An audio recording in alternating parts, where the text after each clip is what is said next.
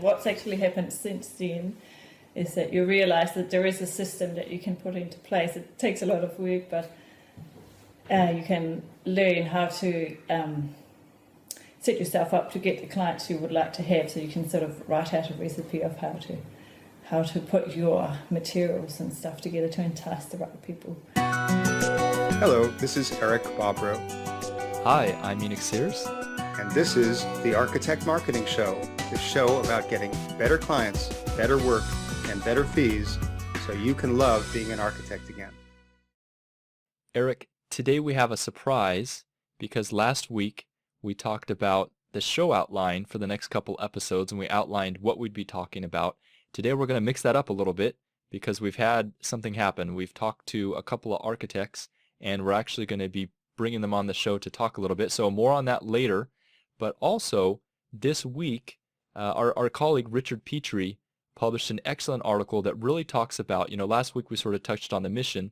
So that touches on the mission of what this show is about and some of the problems that he's seeing that the architecture industry has, and hopefully some of the things that we'll be able to provide information for to overcome.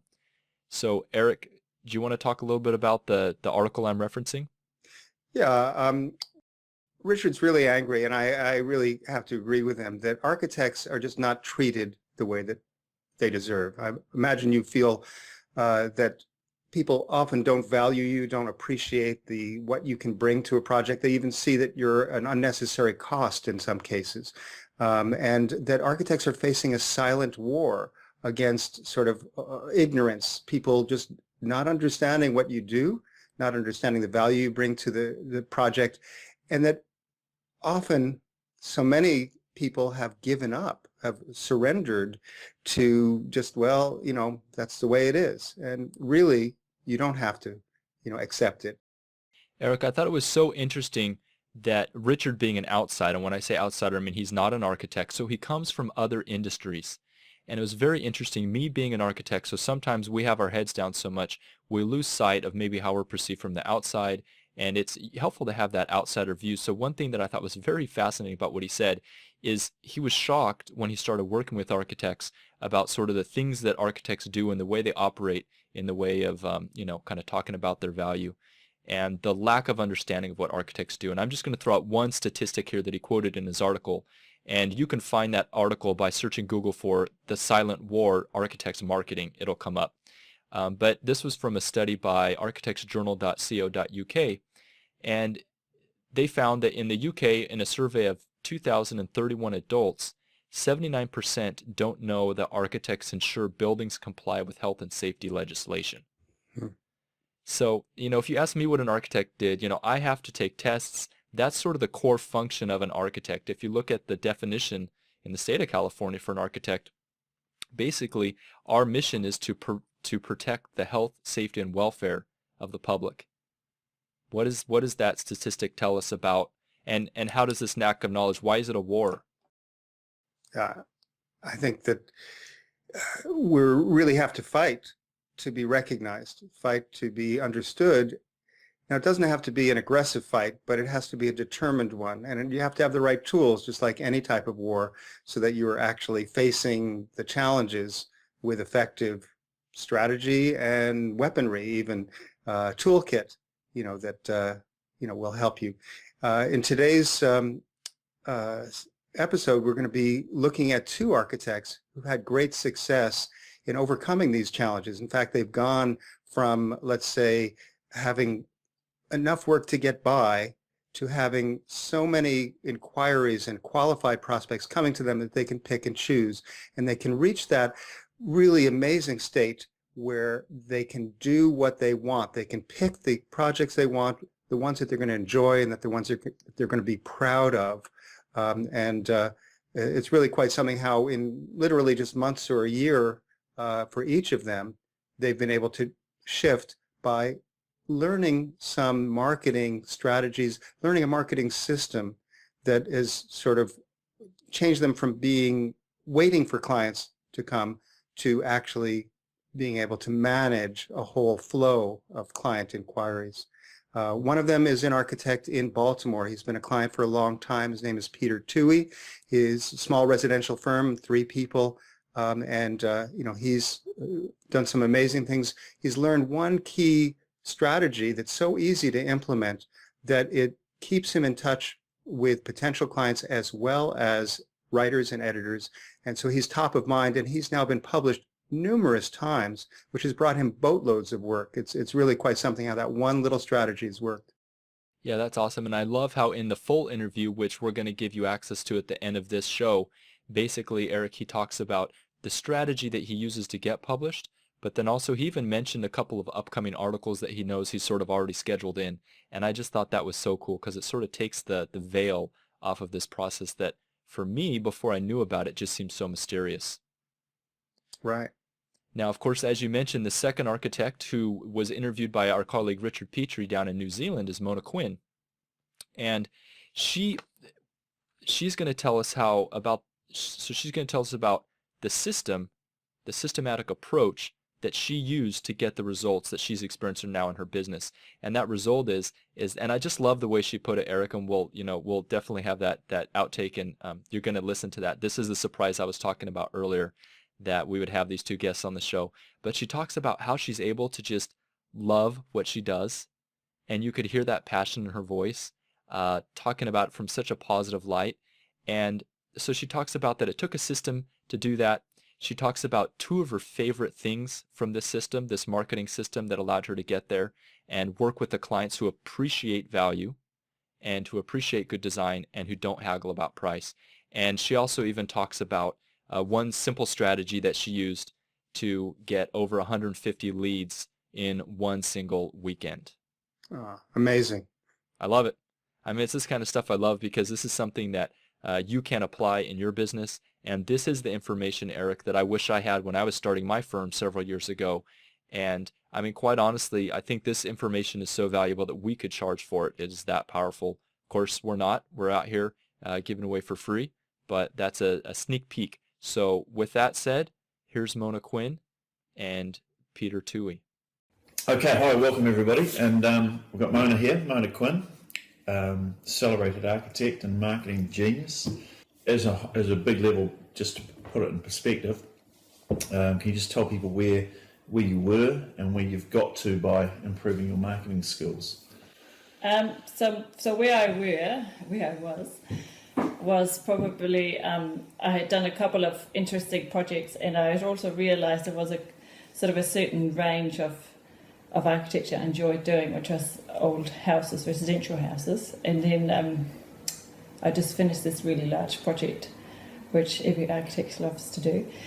And I thought, oh, well, this is me set now. I'll be getting lots of work off the similar ilk, but it wasn't actually happening. And then I was wondering, well, how on earth do you actually position yourself so that you can start selling and just actually getting that type of work, because I enjoyed that so much. And that's when I heard of Richard and tried to go along to one of his meetings, and we started doing some work together, and really enjoyed the process and had a lot of fun with it, and started putting lots of different materials together. And what's actually happened since then is that you realise that there is a system that you can put into place. It takes a lot of work, but you can learn how to set yourself up to get the clients you would like to have, so you can sort of write out a recipe of how to put your materials and stuff together to entice the right people to come in. So with respect to what you were saying,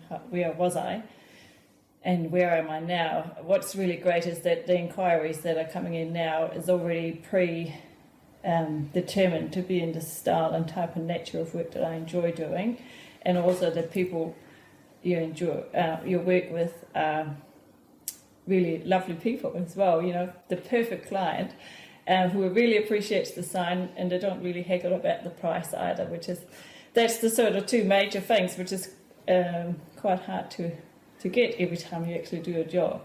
Normally you have to suffice with one or the other or none of them.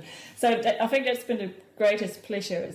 It's made my day-to-day working life so much more enjoyable, because the people we work with all around are lovely people to work with. Okay, cool. So we're going to talk about two of your favourite strategies that you put in place. What would be the first? Yeah, so I'll just hold them up because I've got them here as instructed by Richard to bring along for today. So this is my booklet I produced when I was working with Richard last year, which is a little booklet about character homes, which is a New Zealand thing, the character home, old villas from about 100 years ago. Here's a picture of it, all lovely details and stuff, and what people actually do wrong when they work with him. So it's sort of like a conversation starter, or what you in marketing terms call the monkey's fist. And that's been really great, and there's been a lot of, it has a long shelf life because we also decided to make it look a bit more like a book than just sort of a piece of marketing material. So people hold on to it and pass it on to their friends. So it keeps coming back. So once it's actually circulating, it doesn't get thrown out. So that's been the advantage of making something that's a little bit nicer than just a piece of paper, I guess you could say. The other thing we do... I'll just trying to interrupt. Yeah. So most people might do, they might do a brochure or a website, I suppose even. Websites are good, but they'll do a brochure or a business card. Whereas this is an educational document. It's something that they can request. Yes. So anyone interested in renovation is likely to request the 7 mistakes people make when renovating.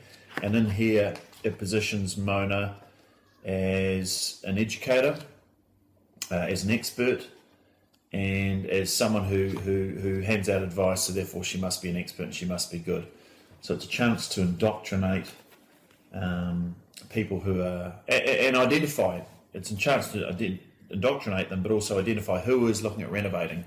So we start providing content and education rather than just saying, hey, I'm a great architect, pick me. Yeah. Just some number, how many people requested that? Would anyone, people look at this and go, well, who would want it? What was interesting was I did 2 things in one weekend and got 150 leads out of it. Unbeknownst to me, I didn't actually realise it was going to be that successful. So one was an article in the newspaper, and it was just a little one-liner down at the bottom, so it wasn't even an advert or anything, and they were just saying, oh, well, we have this booklet if anyone's interested in it, and we got so many responses. It was amazing. Even 2 weeks after the article was finished, a newspaper is normally a 24-hour medium, but it was still coming through, and people are still referring to the article today when they ring up as well. So that's been great for us, and we've been working hard to get to know other journalists and sort of just be on really comfortable terms with them. And then when they are happy to start publishing something about us, we squeeze in our little offer about the booklet as well. So there's a few articles coming up about that, and that's been really great for us. So it's like a little golden nugget, I think. And the other one was we did a trade show as well with a contractor, which I don't think many architects do, but it was actually really good as well. And lots of people requested a booklet or some form of touch contact with us afterwards as well. Yeah, so that was great. Cool. So it's unlikely they're going to come up and say, can you call me back? But it's a lot easier to say, hey, if you want some information around renovation, give us your contact details and we'll call you back. So you're getting their contact details, but in a more helpful, non-salesy way. It's more of a educational way. Yeah. And it's very easy for them to give you their name and contact details if you're doing it that way. It's a lot less, if you put up a stand or call me if you want me to sell you architecture services, that doesn't work so well, does it? No. So it sounds like a lot of work. It is, but once you hop off the deep end, I guess. Plunge, yes. Jump off the diving board.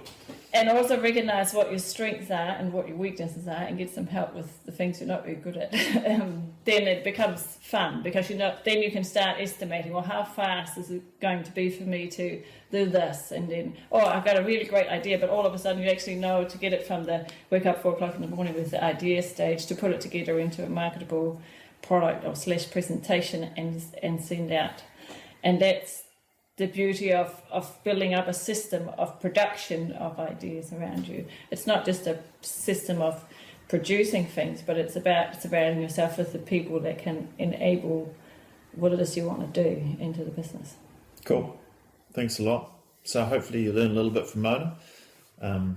She's great. She's a great implementer. It is a bit of work, but... the rewards are great, though. Yeah. It's fantastic.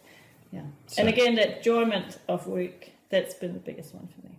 Yeah. Cool. So get the right customers, better better jobs to work on, better fees. Yes. definitely. Better fees. Don't forget the money. Don't forget the money. That's right. We're not just here to... All right. Thank you, Mona, and thanks for joining us. Hi, Peter. Thanks for joining me today. Hi, Eric. My pleasure. So tell us just a little bit about you and your firm before we go into marketing stuff. Okay, so 2E Architects is me. I have 2 employees. We focus exclusively on residential architecture, so that's new houses, additions, whole house remodels, and now I get to choose my clients based on what interests me to some degree, because I get to select the projects I want to do rather than have to do every project that comes in the door. So that's good. That's great that you've been able to reach that point where you are able to pick and choose. This happened for you in the last couple of years. I guess you signed up for the Internet Marketing for Architects course a couple of years ago. How were things before? Were you on the slow side? I wouldn't say slow. I would say I wasn't at maximum, so maybe at 75%. I did very well through the recession, which, is a surprise to me, actually. So it was a pleasant surprise. But I wasn't at full steam, and I wasn't able to say no to clients. I pretty much had to take whatever came in, which to some degree was fine, but there were some clients that would have been better for them and for me if they had chosen a different architect. Those are personality issues, not really professional issues. Mm-hmm. So, okay. And so what happened when you started focusing on marketing? Was there a change in your mindset about how marketing fit into your work? Yeah. So before your course, I thought of marketing as something I didn't really need to do, Mm-hmm. and I thought that if I did a good job, and I'd get referrals, and the referrals would come in, and it would be enough work for everyone. But that's not exactly the case, and so I started thinking of marketing as an important part of my job. So, one that I need to focus on from time to time and make some, get the name out there. You're now in touch with these people. What do you send them, and what does it do for you when you're sending the newsletters? Yeah, so I have to say this wasn't my idea. It was Brody Bond, who's a friend of mine and owns a business. It's Blue Ocean Ideas. We had lunch together, and he said, Peter, here's the idea for you. It's just send them one from 2E. He's riffing on the 2E Architects. And the one is one photo, one caption, once a month. And what we thought, really, what Brody thought, and he was right, is that once a month would be enough to keep me top of mind. If it was a different business, once a month probably wouldn't be enough. But architecture, you're hiring an architect once or twice in a lifetime. So it's a careful decision, and so people don't just make that as a spontaneous decision.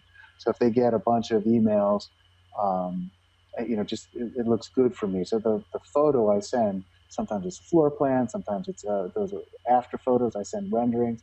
I try to write a little caption that helps subtly. It's enjoyable to read for the person who's getting it, but subtly it helps them to portray me as an expert. I mean, that's what I am. This is what I do for a living. So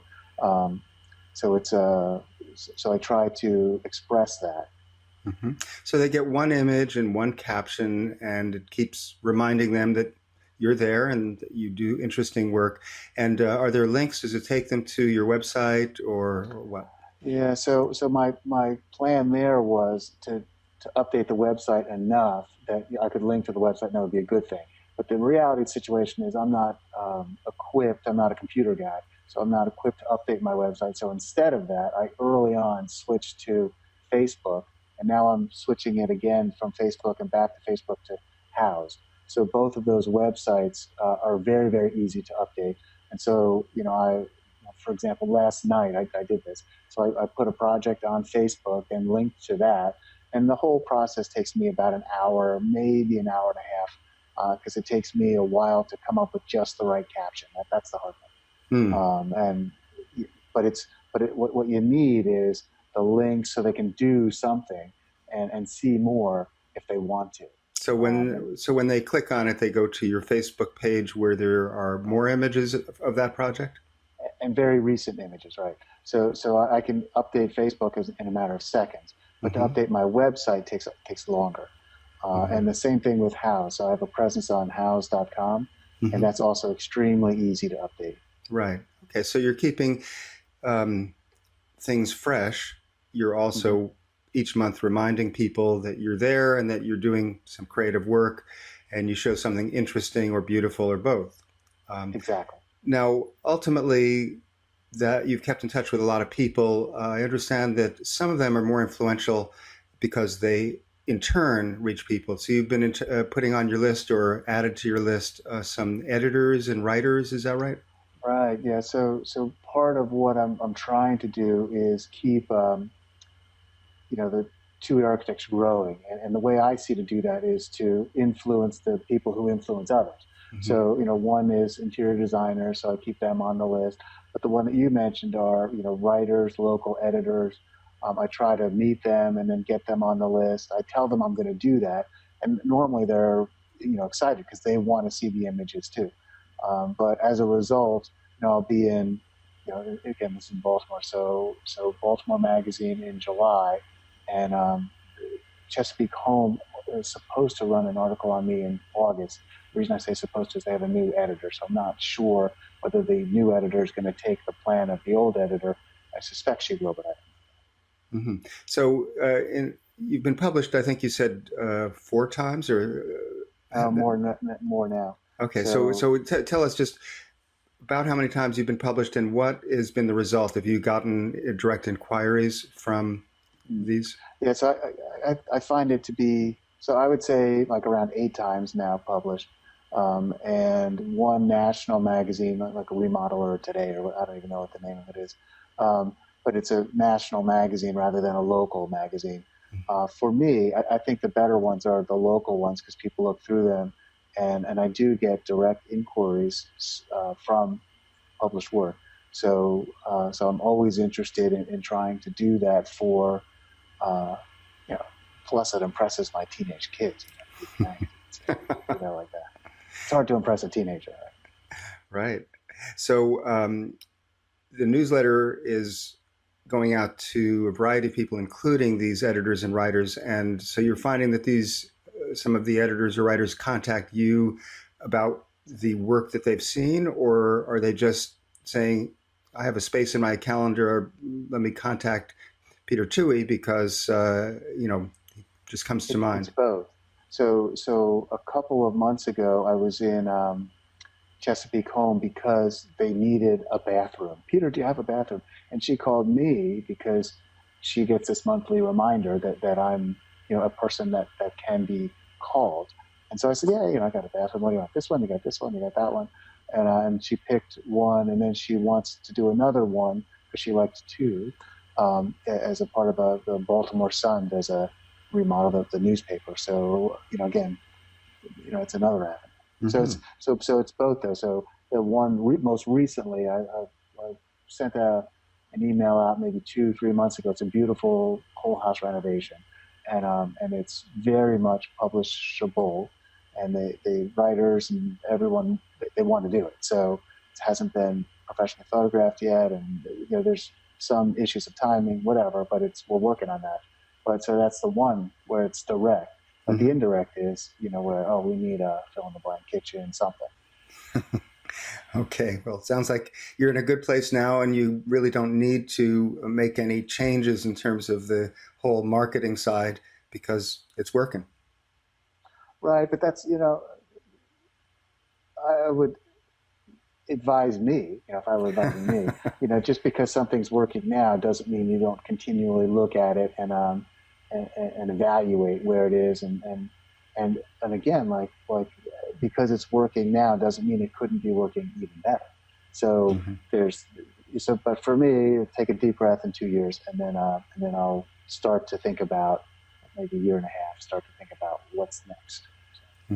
Okay, well, as I said, congratulations. I really appreciate hearing the backstory of how you've gone from being on the slow side and basically having to take every job that you potentially could get, and go after it vigorously and regardless of whether it was going to be a great client or not. And now you're able to really focus your work on the things that you're going to be proud of and that you're going to enjoy working on. Right. And thank you, Eric. I mean, obviously, you've been a big part of my success. I mean, and not only from the marketing side, but also from the ArchiCAD side. And so it's been, for me, again, I thank you very, very much.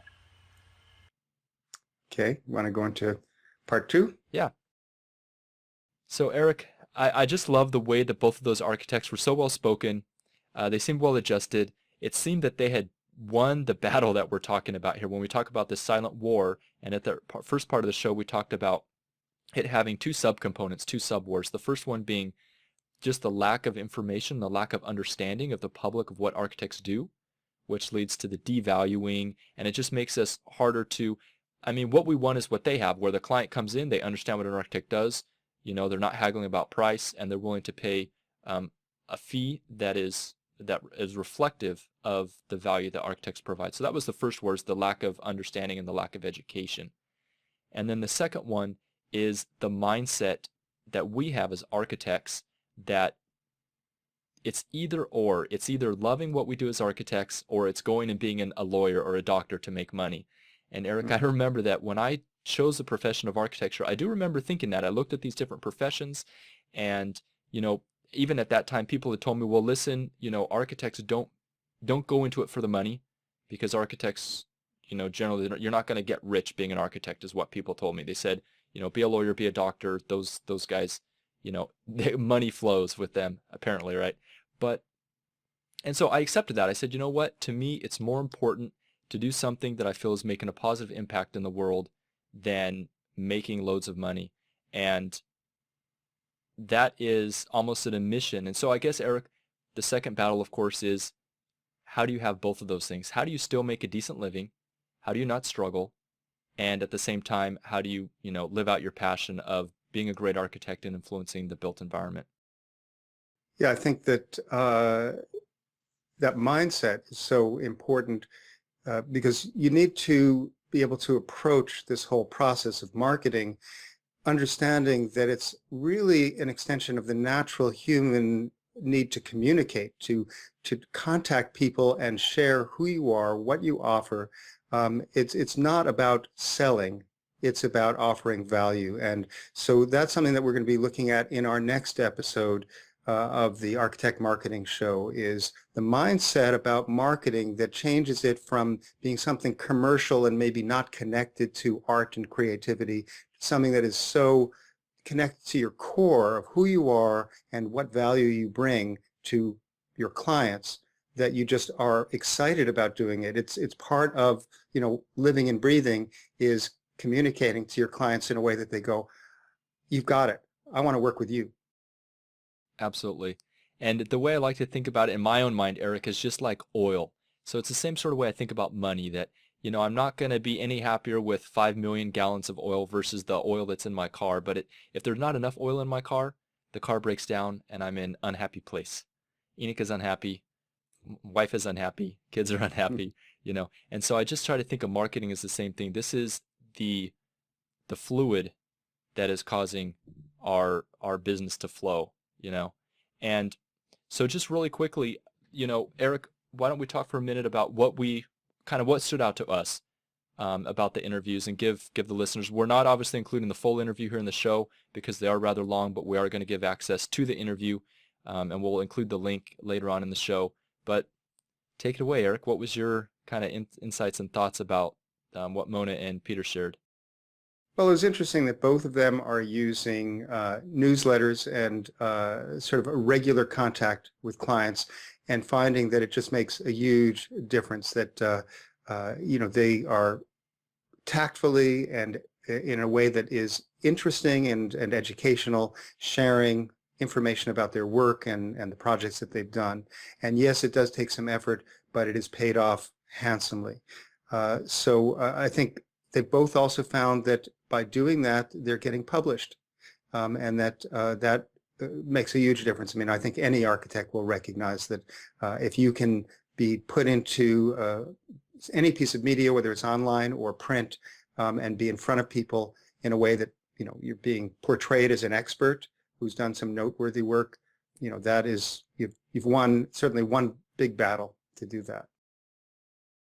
Yeah, and with Mona's interview, one of the things that I really kind of tuned into when she was talking was she talked about how this process has brought the enjoyment back into architecture for her. Now, when I was talking earlier about my decision to go into architecture, that's sort of what I was referencing, that I had in my mind that that's what my life was going to be like. I wanted to be an architect that did fun design. I got into this profession because of the fun factor. It wasn't to get rich. It wasn't to become famous. It was to do something that I felt was fun and that I thought would help the world. And it's just so cool to see that Mona has achieved that. She's talking about that's what her life's like. But I find that that's so different than what a lot of other architects are experiencing, just because of, well, definitely the recession in the past, but then also lack of the oil that we're talking about here. So another thing, Eric, that she mentioned that I kind of have picked up over the past couple of years is that getting help with things that you're not good at. Right. Yeah, I think that all of us have certain areas in our life and our career that we just love doing and we're very good at. There are other things which need to be done, but they're not worth your time. Or let's say it would be better if you can find the right tools, you don't have to reinvent the wheel, and you can get the right help, whether it's hiring or buying resources that just get the job done. And both Peter and Mona decided that they had to do some marketing. I mean, that obviously with the recession we were all challenged, but that they reached a point where they said, I'm going to do something about it. I'm not going to just sort of go on with what I'm doing. And by investing and by, really putting this as a priority, changed their life, and Peter, I love how he said that he now can pick a project where the team, he just enjoys working with the team, and that it's something that he's going to be proud of. And not every project is going to be something he's proud of, but that's what he can aim for, and in fact expect that most projects he's going to feel really good about because he doesn't have to take every one of them. Yeah, and there's another thing he said there too that I think kind of talks about the inner psychology, Eric, of sharing these things, sharing ourselves with the world, sharing our expertise with the world. But he talked about how he was of the mindset originally that he didn't need to market, that he shouldn't market, that he would just depend on referrals and word of mouth and that he would be fine. But it's interesting to listen to the way he views that mindset now after having gone through this process, and then also the results he talks about having gotten because he decided to make that simple change. Absolutely. It's really something that may feel strange in terms of like just deciding that you're going to put yourself out there. You're going to step in front of a group, or you're going to send out an email, or you're going to create a newsletter. But it does become second nature when you get the feedback from people. And Peter said something that was interesting, that with the newsletter, when he's been a little late on it, some people are contacting him saying, "Where's my newsletter?" I love it. They're really looking forward to it. So if you've ever thought, I don't know whether I should send this out because people are going to be annoyed that I'm sending them something, if you approach it the right way, people will look forward to it. They'll say, "Where's my newsletter?" Yeah, and it's funny that he even brought up the topic of spam in his interview. So because you just talked about, will this reticence or this feeling of I'm hesitant to get my message out there because what if some people don't like it? I mean, that's a very real and a very valid concern. What if I'm annoying some people? One thing that I've noticed with my own efforts, Eric, is that a lot of times the most vocal people are the most negative. So sometimes that can be discouraging. If you're marketing, you're trying to spread a message or you're trying to communicate something, you will get negative feedback. There might be some pushback, but you have to think for that one person who's vocal, there's probably 100 people out there, like you said with Peter, who are waiting for the information you want to share with them. So I guess for me, it was a mental switch of having to understand that, yes, not everyone's going to necessarily agree with or like what I have to say, but that's just the price of sharing my message with the world, is that, hey, it's not for everyone. Yeah, absolutely. Well, there's a lot more in these interviews that we weren't able to share in this show. we invite you to visit architectsmarketing.com/toolbox, where we have these interviews in their entirety, so you can watch them. They're each about, 20 or 30 minutes long, as well as the system blueprint, the marketing system blueprint that both of these architects have been referring to and using. Now, they haven't implemented the whole system. I don't think anyone has to implement the entire system, but by having a system and picking some of the easiest and most effective parts of it to implement, they've been able to make tremendous strides. So we're going to share that blueprint for that marketing system in our toolbox. So go to architectsmarketing.com/toolbox, and you'll become an insider, and we'll be sharing not only those items that I mentioned, but other things from time to time that will give you more tools and weapons in the war, the silent war, to achieve the recognition that you deserve, to be able to reach that state as an architect that, maybe figuratively you could call nirvana, where you're doing the work that you love, that you're really good at, and you have clients that you really enjoy working with, and you can pick who you want to work with. Yep. Yep. We are going to give you the tools and the information to reach that architect nirvana that Eric's talking about. So the only thing, this is our goal, the only thing that's going to be stopping you is lack of implementation. So lack of action and not implementing these things. So go out there and do it. Succeed in the war. Let's raise the bar for architects. Let's win this battle as both Peter and Mona have done in their personal lives. So once again, that link, architectsmarketing.com/toolbox to get those insider resources. And we'll be back next week with another episode of the Architect Marketing Show. And we're going to be talking a little bit about the mindset where you can see this whole process of marketing as a way of communicating who you are and the value you bring in a way that's just totally natural. So opening your eyes to how to think about it, that'll make it much easier to implement these strategies. Yep, we're going to go deep down the rabbit's hole next week. So we'll see you then. All right, Eric. All right. Take care, Enoch. Thanks. Thanks everybody for watching. Bye-bye.